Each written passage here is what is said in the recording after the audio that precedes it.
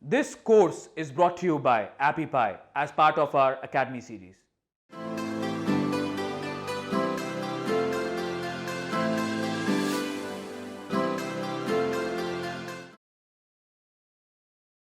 Hi there. In this section, I'm talking 18 plus must follow growth hacking techniques and some pro tips, including also some growth hacking tools. Now, these 18 must follow growth hacking techniques, it might become a little overwhelming. So what I have done is I have divided them into smaller sections. That means each video of this section will have two must follow growth hacking techniques. So the whole section is divided into 9 different videos, and each video will have two must follow techniques. So 18 must follow techniques divided into 9 different parts. Okay, so let's talk about growth hacking. Very interesting. I am quite sure that you will not even learn, but you will be surprised to see some of these techniques and would want to implement that in your business, profession, or career. Okay, so very first one, as you can see, is measure happiness. Now, as you say, happiness, we are talking about happiness in this case is not the happiness what you do it, get normally on a day to day, but we are talking about happiness of your customers or your potential leads or anyone associated in your network who has or who would be using your product or service. And how do you do that? There is something called Net Promoter Score. It is also called NPS. Now, in order to measure the happiness, it's very, very important and crucial for every company and business. Once you start acquiring your user base and your user base is increasing, it is quite important to actually know the user feedback. And one of the best way to actually measure that is through Net Promoter Score. Okay, as you can see, one example here, how likely are you recommend our company to a friend or colleague? I'm sure you have come across this many times.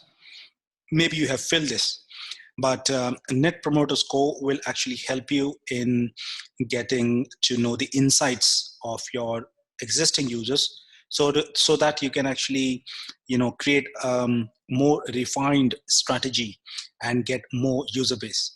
The problem with the businesses who are just starting up or start as a startup is the scalability. Now you might go and do a whole lot of marketing, and you are working like nuts and bolts, but and you might get few hundreds of users. But we are talking about the startup to become an unicorn, and the scalability is the important factor. So from those 100 users, how do you make 10,000 users, and then from there you to make millions of users?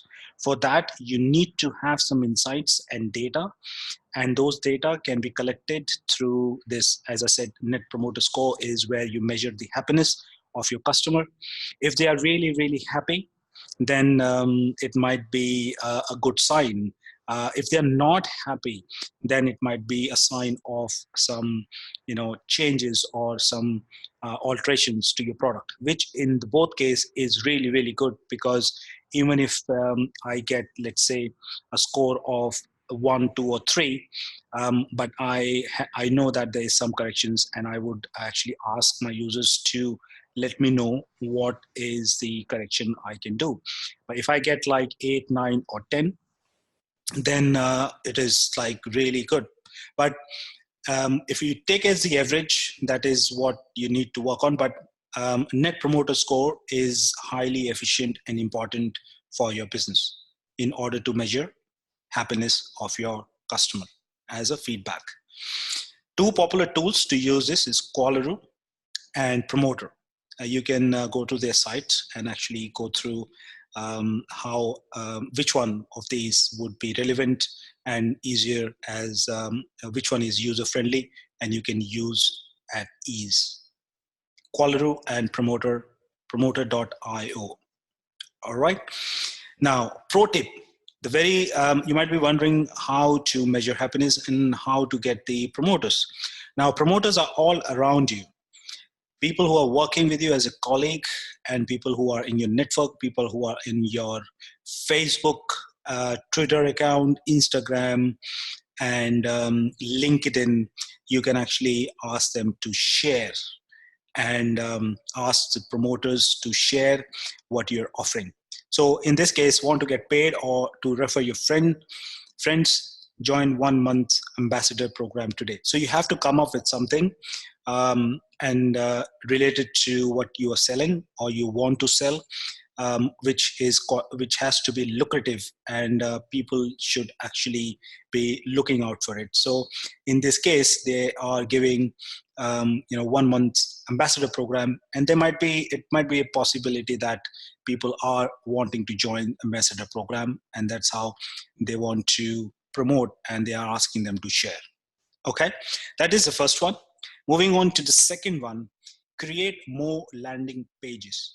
Now, when I say landing pages obviously on your website, and the more landing pages is more, not only for search engine optimization, it's like a more visibility.